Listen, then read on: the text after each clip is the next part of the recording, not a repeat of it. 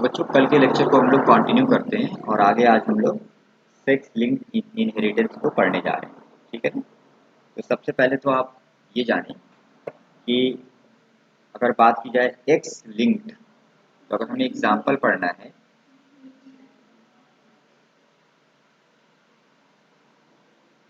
Example of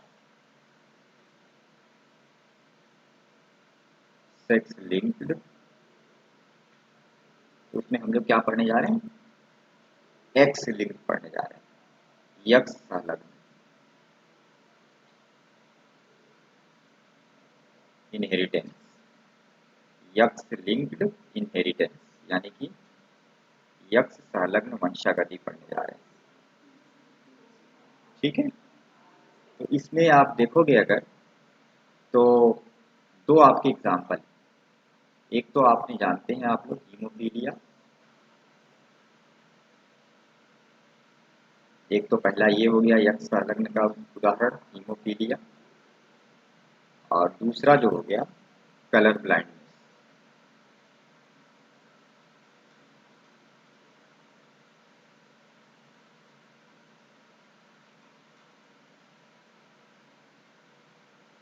colour blindness सबसे पहले हम लोग पढ़ेंगे हीमोफीलिया।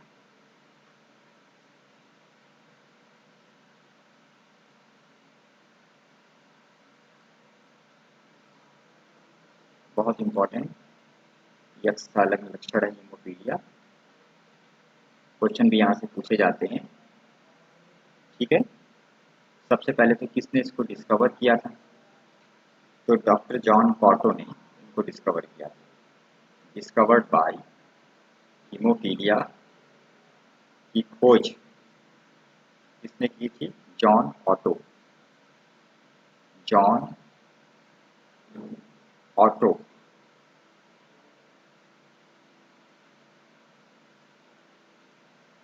डिस्कवर किया। आपको पता है ये क्या है, यक्स संलग्न रोग। कैसा रोग है, यक्स संलग्न। हीमोफीलिया का जो जीन होता है वो यक्स क्रोमोसोम पे पाया जाता है, तो इट इज यक्स लिंक्ड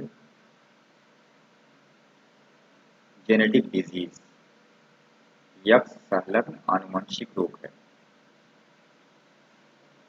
आनुवंशिक रोग है, यक्स संलग्न आनुवंशिक रोग। ठीक है। अब एक बहुत महत्वपूर्ण बात, gene for haemophilia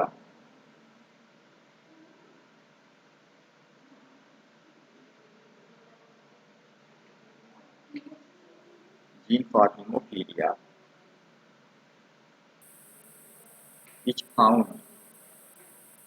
is found on X chromosome. Haemophilia का जीन कहाँ पाया जाता है, यक्स गुणसूत्र पर पाया जाता है, एंड इज रिसेसिव, और यह जीन कैसा होता है, अप्रभावी होता है। जीन कैसा होता है, अप्रभावी होता है। ठीक है ना। मतलब कि हीमोफीलिया का जीन यक्स गुणसूत्र पर पाया जाता है और कैसा होता है, अप्रभावी होता है। इसमें होता क्या है, अगर आप बात करें इसमें होता क्या है हीमोफीलिया में, तो हीमोफीलिया के जो रोगी होते हैं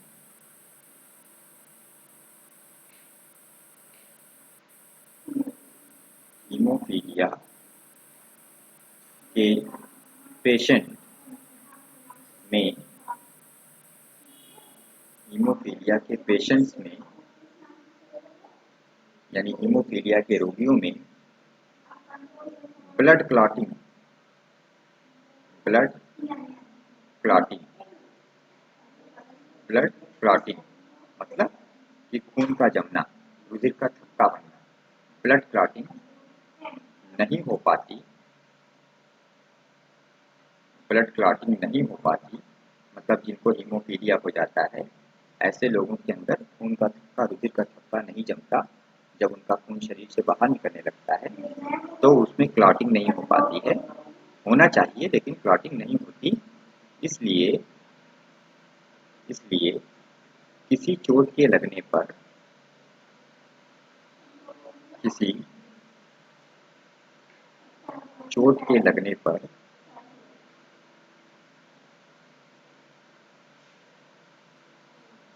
खून लगातार बहता रहता है। समझ रहे हैं ना कि जब चोट लगेगी तो खून लगातार शरीर से निकलता रहेगा और बहता रहेगा, क्योंकि खून जमने की क्षमता क्या हो जाती है, समाप्त हो जाती है, ब्लड क्लॉटिंग नहीं हो पाता। अगर ब्लड क्लॉटिंग होता तब तो उसका शरीर, जब शरीर से खून बाहर निकलता तो वो जम जाता कुछ समय बाद, और उसके खून जो बहता है वो रुक जाता। लेकिन यहाँ पर क्या हो रहा है कि हीमोफीलिया के रोगियों में ब्लड क्लॉटिंग नहीं हो पाती, इसलिए किसी चोट के लगने पर खून लगातार बहता रहता है।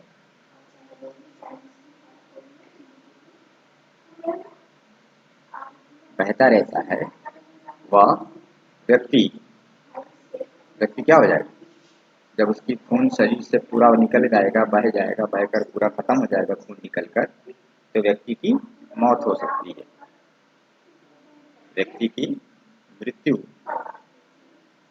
हो सकती है। शरीर से खून निकल जाने के कारण उसकी क्या हो जाएगी, मृत्यु हो सकती है। ठीक है बच्चों, तो ये मैंने आपको क्या बताया कि हीमोफीलिया जो होता है ये रोगियों में ब्लड क्लॉटिंग नहीं हो पाती है। हीमोफीलिया के जो रोगी होते हैं उनके अंदर खून जम नहीं पाता है, और इसलिए किसी चोट के लगने पर, जब उस व्यक्ति को कोई चोट लगेगी तो चोट के लगने पर क्या होगा, उसकी बॉडी में से ब्लड जो है वो निकल कर बहने लगेगा, यानी उसकी ब्लीडिंग चालू हो जाएगी, ब्लीडिंग होने लगेगी। और जब ब्लड बहने लगेगा तो लगातार खून बहता रहेगा, क्योंकि जमने की क्षमता खत्म हो गई है। और जब लगातार खून बहता रहेगा तो शरीर में से जितना खून है सब बहकर निकल कर बाहर आ जाएगा, और उस व्यक्ति की क्या हो जाएगी, खून की कमी की वजह से क्या हो जाएगी, मृत्यु हो जाएगी। ठीक है ना, ये आपको पता होना चाहिए। ठीक है बेटा, चलो। अब ऐसा क्यों हो रहा है, ऐसा क्यों हो रहा है, ऐसा इसलिए हो रहा है क्योंकि हीमोफीलिया के पेशेंट में क्या होता है, ब्लड क्लॉटिंग फैक्टर्स की डिफिशियंसी होती है। क्या होता है, क्योंकि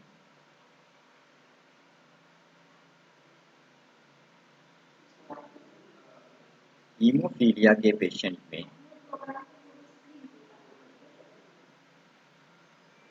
हीमोफीलिया के पेशेंट मतलब रोगियों में किस चीज़ की कमी हो जाती है, ब्लड क्लॉटिंग फैक्टर। याद रखेंगे, खून को जमाने वाले जो कारक होते हैं, जो प्रोटीन होती हैं, जो कारक होते हैं, जिनके कारण शरीर से बाहर निकलने पर खून बह जाते, खून जो है जम जाता है, उन कारकों की कमी हो जाती है, वो कारक नहीं बनते। क्योंकि हीमोफीलिया के पेशेंट में blood clotting factor, blood clotting factor मतलब खून को जमाने वाले कारक, प्रोटीन्स होती हैं विभिन्न प्रकार की, तो ब्लड क्लॉटिंग फैक्टर क्या होता है, ब्लड क्लॉटिंग फैक्टर की डिफिशियंसी हो जाती है।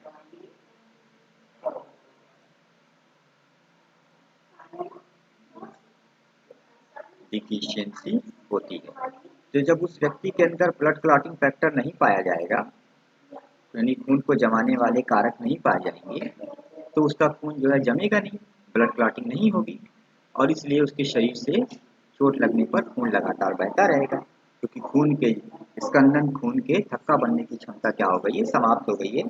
समाप्त होने का कारण ब्लड क्लॉटिंग फैक्टर की कमी हो गई है शरीर में।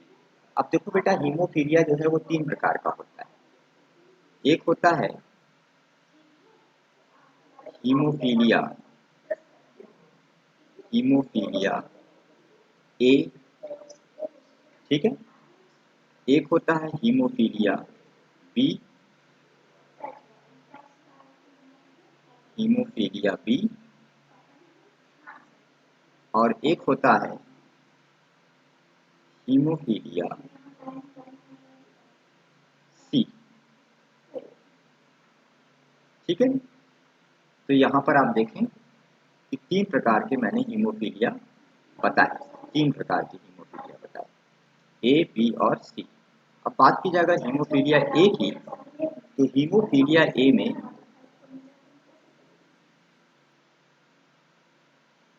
8 ब्लड क्लॉटिंग फैक्टर, आठवां जो ब्लड क्लॉटिंग, देखो ब्लड क्लॉटिंग फैक्टर जो होते हैं ना, फर्स्ट सेकेंड थर्ड फोर्थ, ऐसे उनको जो है नाम रखा गया उनका, उनको ऐसे पढ़ा जाता है। तो हीमोफीलिया ए में blood blood clotting factor 8 absent होता है।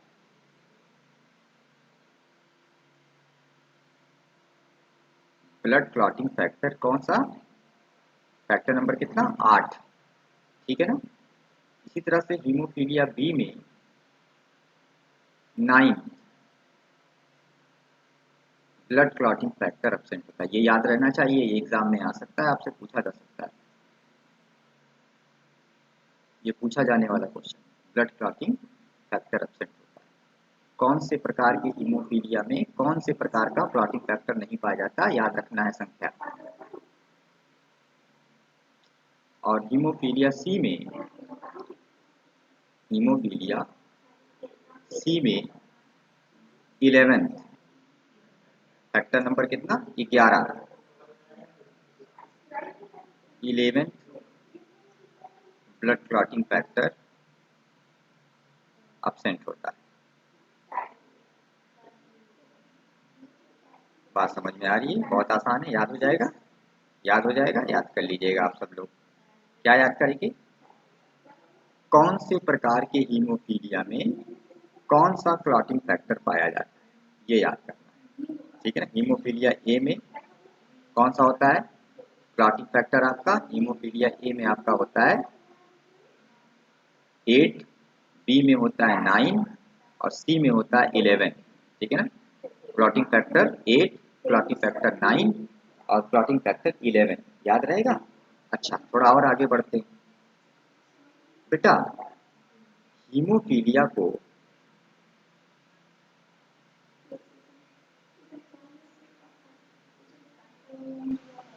क्या बोलते हैं, ब्लीडर्स डिजीज भी कहा जाता है। क्या बोला जाता है, ब्लीडर्स डिजीज। हीमोफीलिया को क्या बोलते हैं, ब्लीडर्स डिजीज, क्योंकि इसमें ब्लीडिंग होती है ना, क्योंकि इसमें खून शरीर से निकलकर बहता रहता है लगातार, क्योंकि क्लॉटिंग फैक्टर की कमी हो जाती है, खून को जमाने वाले कारक नहीं पाए जाते या वो कम हो जाते हैं, इस वजह से खून लगातार बहता रहता है, इसीलिए इसको, इस बीमारी को क्या बोलते हैं, ब्लीडर्स डिजीज भी कहते हैं,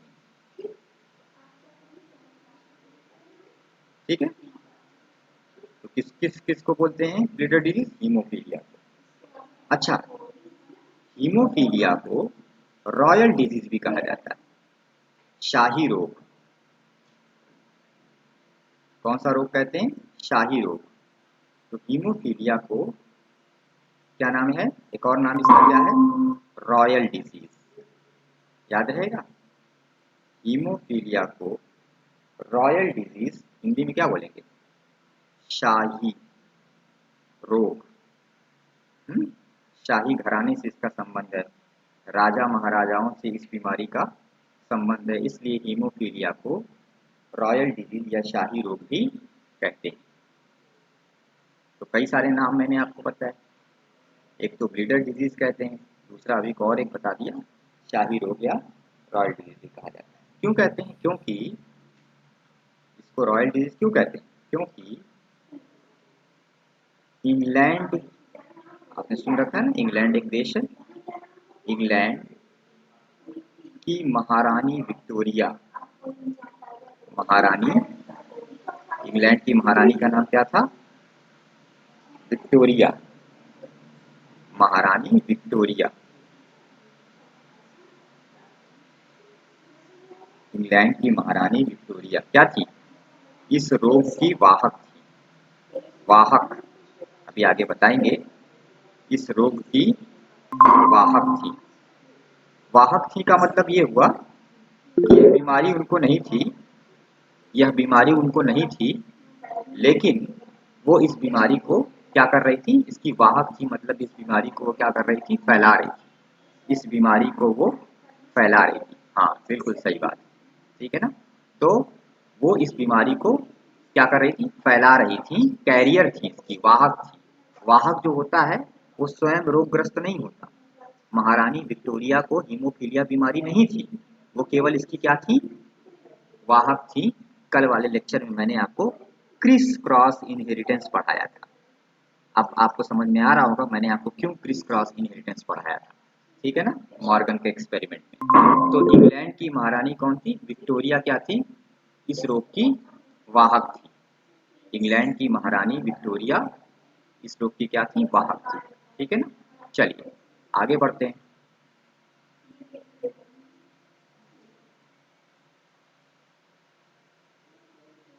यह शाही परिवार,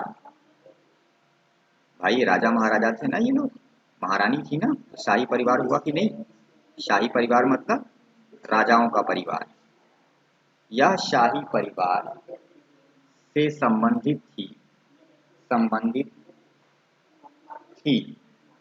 महारानी विक्टोरिया शाही परिवार से तो संबंधित थी, और उन्होंने इस बीमारी को क्या किया, फैलाया। तो यह शाही परिवार से संबंधित थी, इसलिए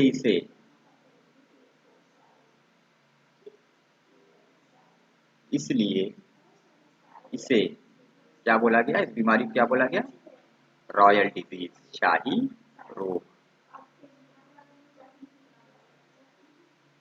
इसलिए इसे क्या बोला गया, शाही रोग कहा गया। अब आपको समझ में आ गया कि क्यों हीमोफीलिया को शाही रोग कहते हैं या रॉयल डिजीज कहते हैं, क्योंकि हीमोफीलिया जो है वो बीमारी किसको हुई थी, इंग्लैंड की जो महारानी थी विक्टोरिया, वो बीमार नहीं थी, वो इसकी क्या थी, वाहक थी। इंग्लैंड की महारानी विक्टोरिया क्या थी, इस रोग की वाहक थी, और महारानी का संबंध शाही परिवार से था। इसलिए जो है इस बीमारी को क्या बोला गया, इसलिए इस बीमारी को नाम दिया गया क्या, हाँ, इसलिए इस बीमारी को नाम दिया गया रॉयल डिजीज। तो ऊपर जो मैंने लिखा है वो बहुत इंपॉर्टेंट है, ये वाला पॉइंट जो ऊपर लिखा हुआ है बेटा, कि हीमोफीलिया ए में कौन सा क्लॉटिंग फैक्टर एब्सेंट होता है, हीमोफीलिया बी में कौन सा क्लॉटिंग फैक्टर एब्सेंट होता है, हीमोफीलिया सी में कौन सा क्लॉटिंग फैक्टर एब्सेंट होता है, हीमोफीलिया ए में क्लॉटिंग फैक्टर नंबर 8 नहीं पाया जाता, हीमोफीलिया बी में क्लॉटिंग फैक्टर नंबर 9 नहीं पाया जाता, हीमोफीलिया सी में फैक्टर नंबर 11 नहीं पाया जाता। याद रखेंगे, भूलिएगा मत, ये चीज एग्जाम में आने वाला क्वेश्चन होता है बेटा। अब चलिए पढ़ते हैं हम लोग कि हीमोफीलिया की ये जो एक्स लिंक कैरेक्टर आप पढ़ रहे हो, एग्जाम्पल पढ़ रहे हो एक्स लिंक इनहेरिटेंस का, यानी हीमोफीलिया, इसकी वंशागति कैसे होती है, वंशागति, ठीक है। तो मैंने यहाँ पे डाल दिया हीमोफीलिया की वंशागति, इनहेरिटेंस ऑफ हीमोफीलिया।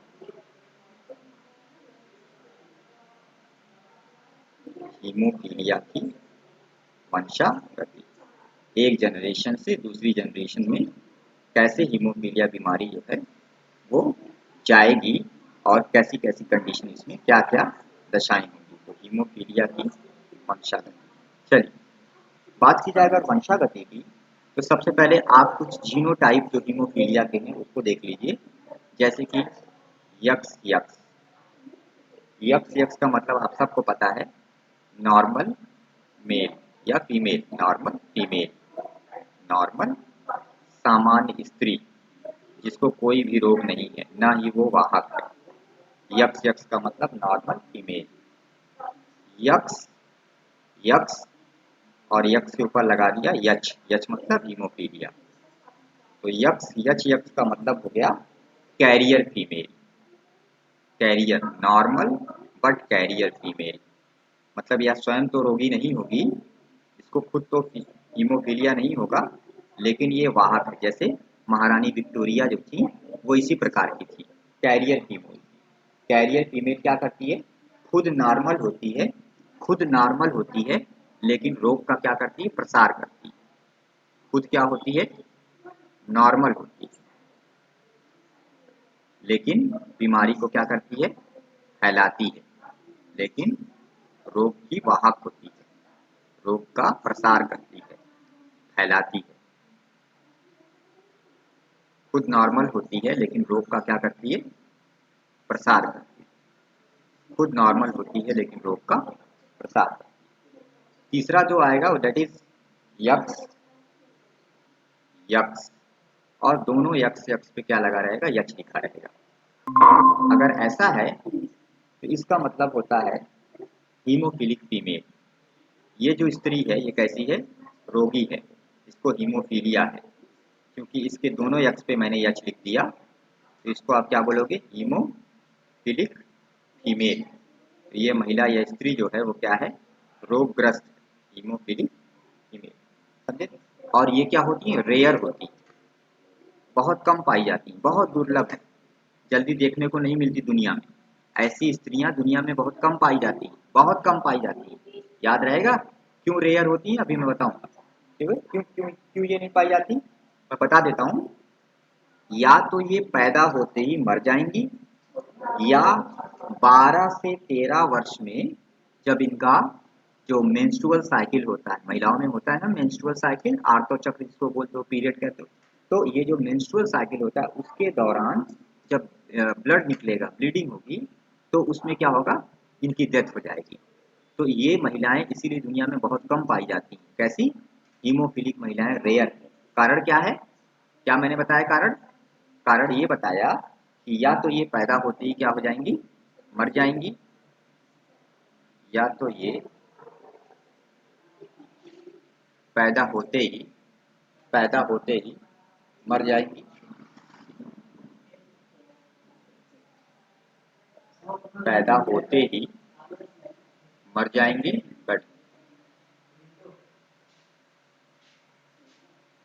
या तो ये पैदा होते ही क्या हो जाएंगी, मर जाएंगी, या फिर क्या होगा, या फिर जब इनकी एज कितनी होगी, 12 से 13 साल में जब इनका मेंस्ट्रुअल साइकिल स्टार्ट होगा, यूजुअली लड़कियों में 12 से 13 साल में मेंस्ट्रुअल साइकिल स्टार्ट होगा ना, तो 12 से 13 वर्ष में जब क्या होगा, मेंस्ट्रुअल साइकिल, MC लिख देते हैं ना, मेंस्ट्रुअल साइकिल, ठीक है ना, के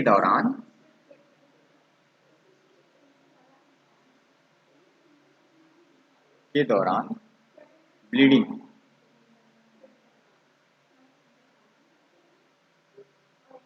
ब्लीडिंग जब होगी तो उसमें क्या होगा, बॉडी से ब्लड निकल जाएगा और क्लॉटिंग नहीं होगी, तो ये क्या हो जाएंगी, मर जाएंगी।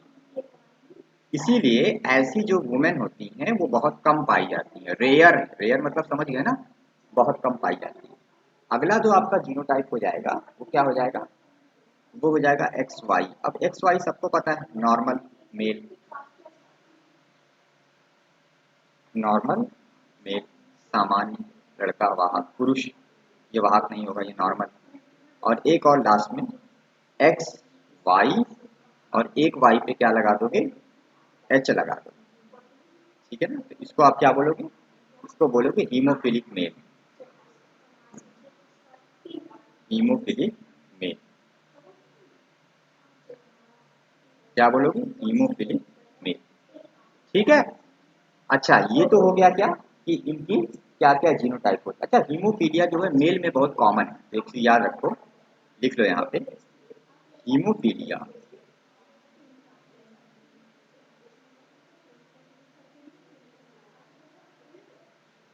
Haemophilia haemophilia is more common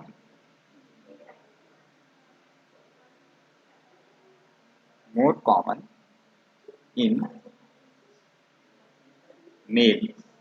लड़कों में हीमोफीलिया बहुत कॉमन है, ठीक है ना, लड़कियों में नहीं होता, लड़कियों में नहीं है। क्यों भाई, क्योंकि लड़कियों में दो तरह की कंडीशन है, एक कैरियर, कैरियर जो होती है वो खुद तो नॉर्मल होती है, तो वो खुद तो होती है नॉर्मल, और दूसरी जो फीमेल होती हैं हीमोफिलिक वो तो मर जाती हैं।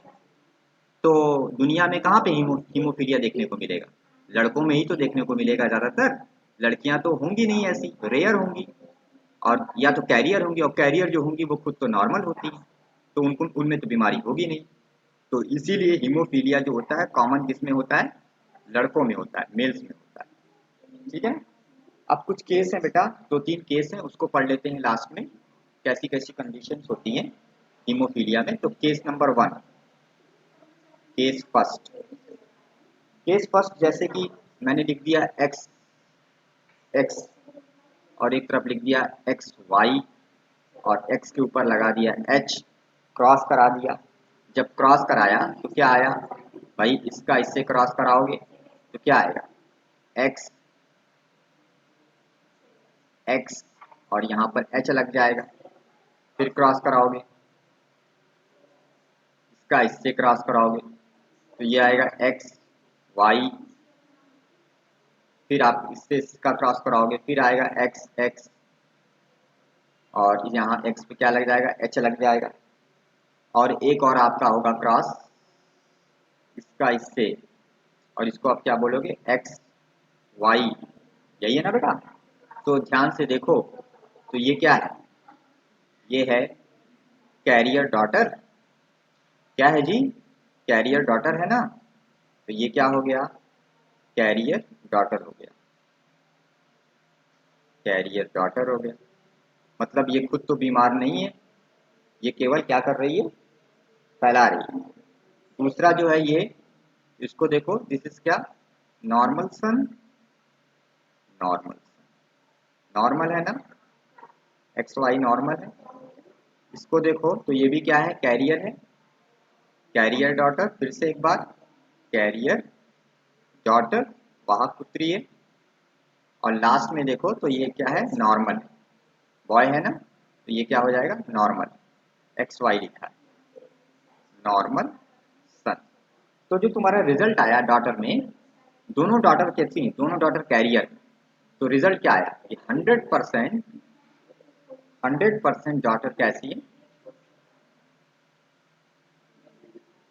कैरियर, डॉटर कैसी है, कैरियर, और 100% सन कैसे हैं, दोनों लड़के कैसे हैं, नॉर्मल, नॉर्मल, 100% सन कैसा है बेटा, नॉर्मल, ठीक है ना। ये केस नंबर 1। केस नंबर 2 देखो,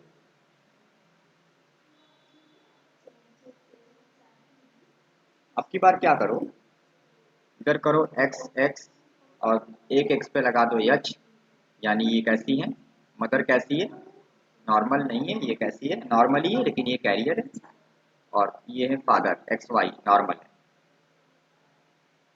ऊपर वाले तो ये कैसी है, ये कैरियर फीमेल है,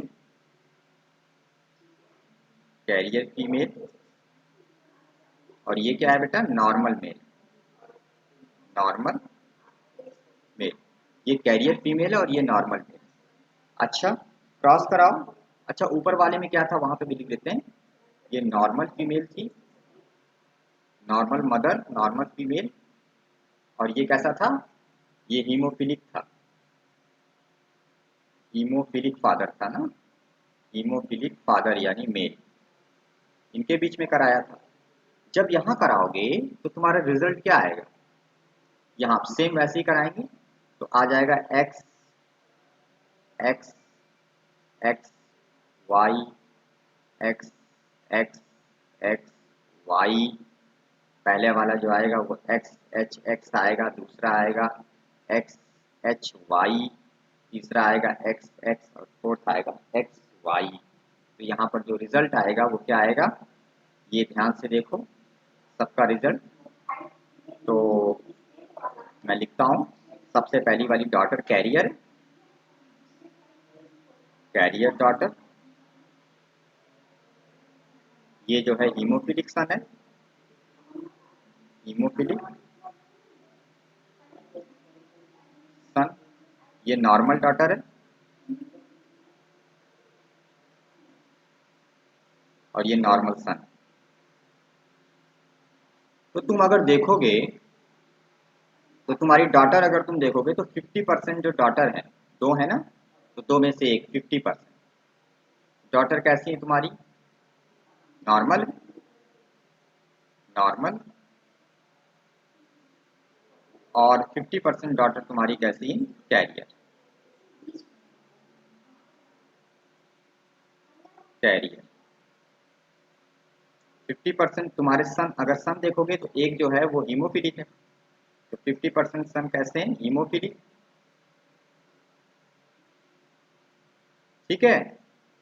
और तुम्हारे 50% जो और हैं लड़के बच्चे, पुत्र, वो कैसे हैं, नॉर्मल, सही है, सही है ना। ये रिजल्ट तुम्हारा आ गया क्या, केस नंबर 2। लास्ट में एक और केस, उसके बाद आगे चलते हैं। तो लास्ट में एक केस और आ जाएगा, केस नंबर 3। इस बार क्या करना है कि इधर लिखना है एक्स एक्स, इधर लिखना है एक्स वाई, इधर इस एक्स के ऊपर लगा देंगे एच, यानी यहाँ पर क्या हो रहा है, और इधर भी एक्स पे लगा देंगे एच, यानी ये क्या है, ये आप देखोगे तो ये कैरियर है, कैरियर फीमेल मदर यानी, और ये हीमोफिलिक मेल है।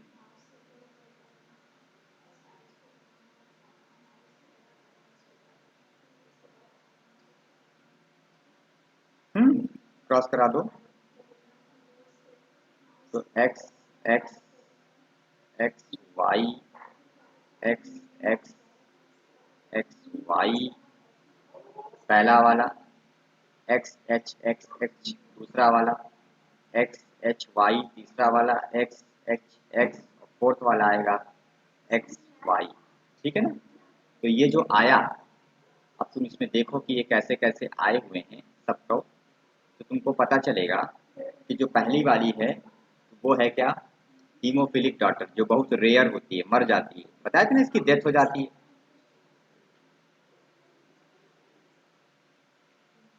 हीमोफिलिक डॉटर, ये देखो तो ये हीमोफिलिक सन है, ये कॉमन होता है, ऐसे लड़के बहुत पाए जाते हैं, हीमोफिलिक सन। थर्ड वाली देखोगे तो कैरियर डॉटर है, कैरियर डॉटर है, ये खुद तो बीमार नहीं होती है लेकिन फैलाती है, और ये नॉर्मल है, नॉर्मल सन। तो जो तुम्हारा रिजल्ट आएगा वो क्या आएगा, वो आएगा 50% डॉटर कैसी है, हीमोफिलिक, हीमोफिलिक है। 50% डॉटर कैसी है, कैरियर है, कैरियर है। 50% सन कैसे हैं,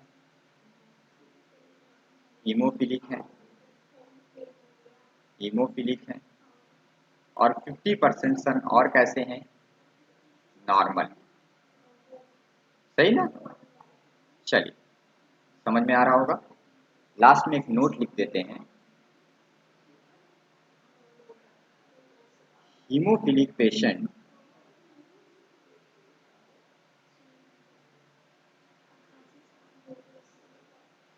हीमोफिलिक पेशेंट हीमोफिलिक पेशेंट में ब्लीडिंग, हीमोफिलिक पेशेंट में ब्लीडिंग को क्या बोलते हैं, ब्लीडिंग को एंटी एंटी हीमोफिलिक, बहुत ध्यान से देखिएगा क्या लिख रहा है, हीमोफिलिक पेशेंट में ब्लीडिंग को एंटी हीमोफिलिक